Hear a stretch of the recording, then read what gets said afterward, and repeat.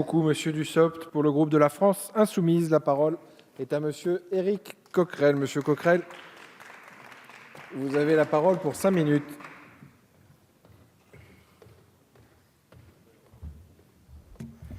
Merci, Monsieur le Président, Monsieur le Ministre, chers collègues. Bon, on ne va pas tout à fait avoir la même tonalité que les intervenants précédents par rapport à la question de la dette que nous considérons un peu comme le nouveau veau d'or devant lequel nous devrions abdiquer toute critique politique et critique économique. Pour nous, en effet, la dette est surtout devenue un prétexte au nom de la règle d'or, un prétexte pour appliquer des politiques d'austérité, un prétexte pour procéder à des privatisations et affaiblir l'État, et un chantage finalement permanent aux politiques libérales de l'Union européenne, au nom de la dérégulation, au nom d'un coût du travail qu'il faudrait censer abaisser, coût du travail que nous appelons pour notre part prix du travail, au profit du capital.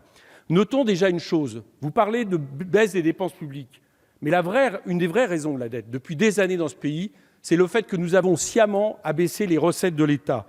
Et d'ailleurs, vous continuez encore cette année avec des cadeaux de plus de 9 milliards aux plus riches de nos actionnaires.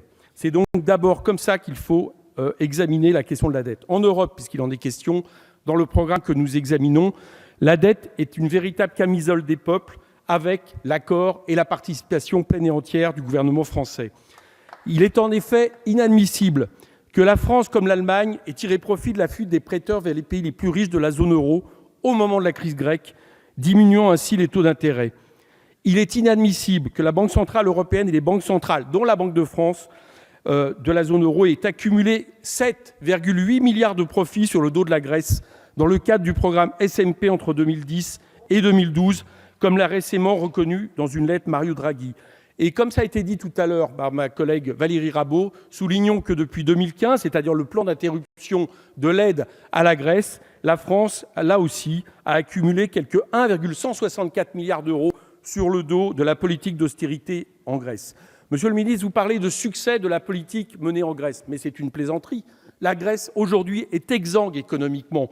Le seul succès, c'est pour les remboursements à ses créanciers, puisque nous remarquons qu'on a réussi l'exploit de faire passer le taux d'endettement du pays de 113 milliards à 113% à 180% du PIB en quelques années, alors que c'était censé être ce qui devait être résolu. Et parmi les 240 milliards d'euros qui lui ont été prêtés, sachez que seuls 10% ont été investis dans l'économie réelle de ce pays. En France, je vous le disais aussi tout de go, nous considérons que la somme de la dette n'est pas un problème. Il faut arrêter de comparer des stocks et des flux, ce que vous faites en permanence.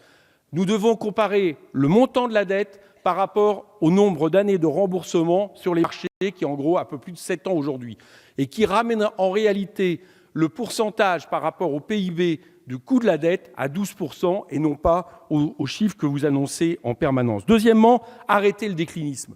Vous nous dites, pensez aux générations futures. Mais enfin, le patrimoine de la France global, sa richesse nationale, n'a pas cessé de croître depuis des années.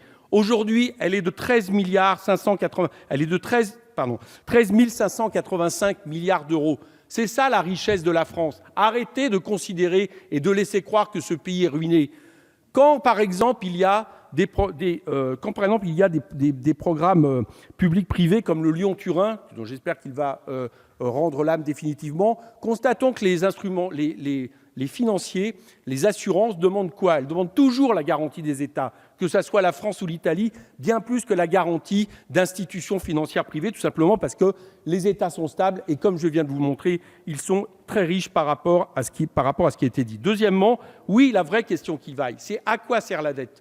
La dette doit servir à investir. Elle ne doit pas servir à renflouer les banques comme nous l'avons fait en 2010 en creusant la dette française de 474 milliards à l'époque. Elle ne doit pas servir à rembourser à hauteur de 5 milliards les 3% de dividendes, la taxe de 3% de dividendes que vous avez cru bon mettre sur le dos, là aussi, de la dette en l'augmentant de 0,2%. Elle doit permettre d'investir et c'est évidemment la question qui est posée et qui nous amène à demander un audit. Enfin, il faut arrêter cette politique qui consiste à baisser les dépenses publiques au nom de la dette. Dépenses publiques dont je rappelle qu'entre 2012 et 2016, elles ont été le moteur de l'économie française pendant que le marché privé était atone. Cette politique est stupide. Cette politique nous prive d'un des feux de l'économie et cette politique est celle de la politique de l'offre qui étrangle la France et les pays européens depuis maintenant trop longtemps. Je terminerai sur une chose, c'est que il y a dans ce plan une autre proposition, là aussi au nom de la dette, qui est que l'État vende ses participations à hauteur certainement de 1,1 milliard cette année. Je ne reviendrai pas sur le problème que pose la vente de ces participations dans des secteurs d'intérêt stratégique. Par contre, il y a une question que je vous pose.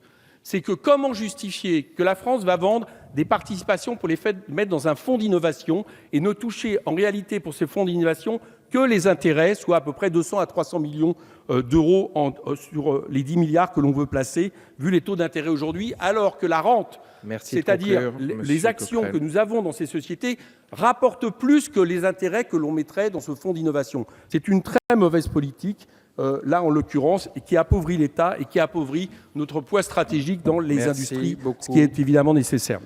Merci beaucoup, Monsieur Coquerel. Nous en arrivons donc aux questions. Je vous rappelle, chers collègues, que la durée des questions et des réponses, Monsieur le Ministre, est fixée à 2 minutes.